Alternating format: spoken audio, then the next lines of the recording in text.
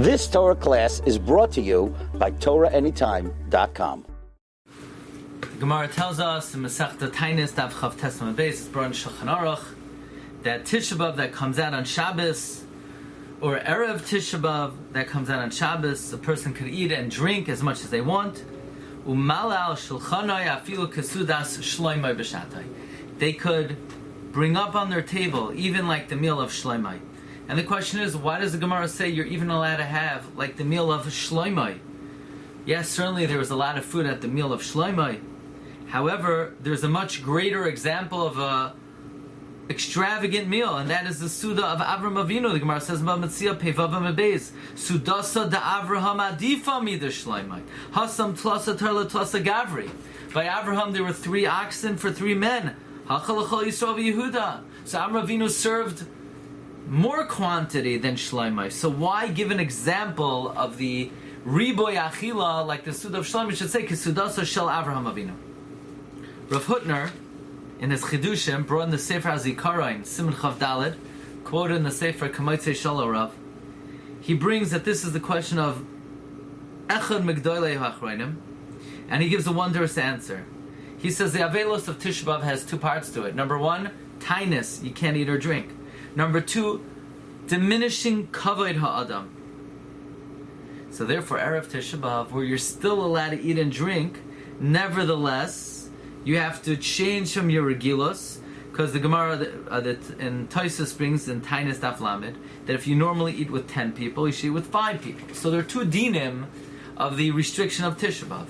There is the limit in achila, and then there's minimizing your own kavod. Says Rav Hutner. So too, we counteract this when Shabbos comes out on Tisha B'av.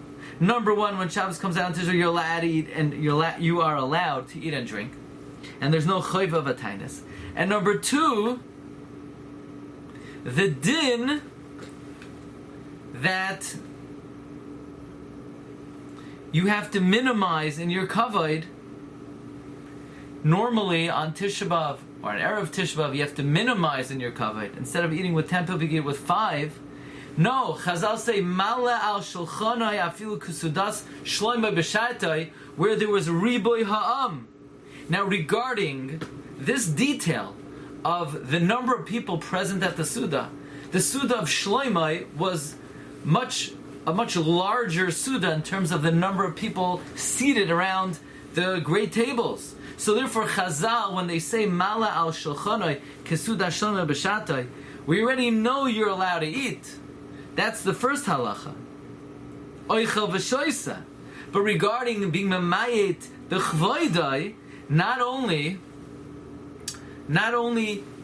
do you not have to minimize your kavod could be as great as ever. Your mala al shulchan afilu kesuda shloimai b'shatai. Interestingly, Reb Tzadok HaKohen, in the pre-Tzadik and Parashat Dvarim Ois Yud Zayin, he brings a similar idea. There's a machloikis hapoiskim when it comes to shalosh shudas on Tisha B'av shechaliyos b'Shabbos or Erev Tisha B'av shechaliyos b'Shabbos.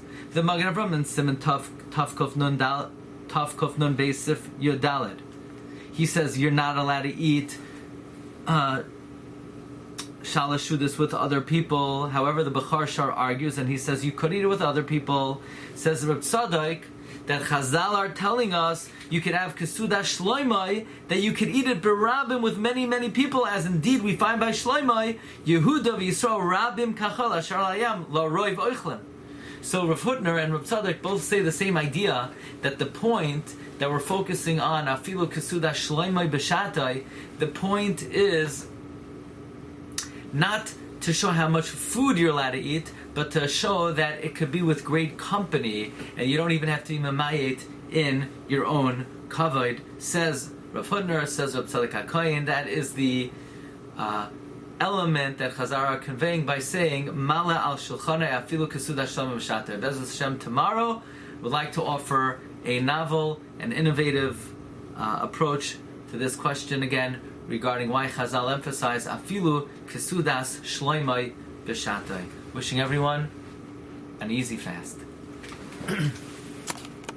You've just experienced another Torah class brought to you by TorahAnytime.com.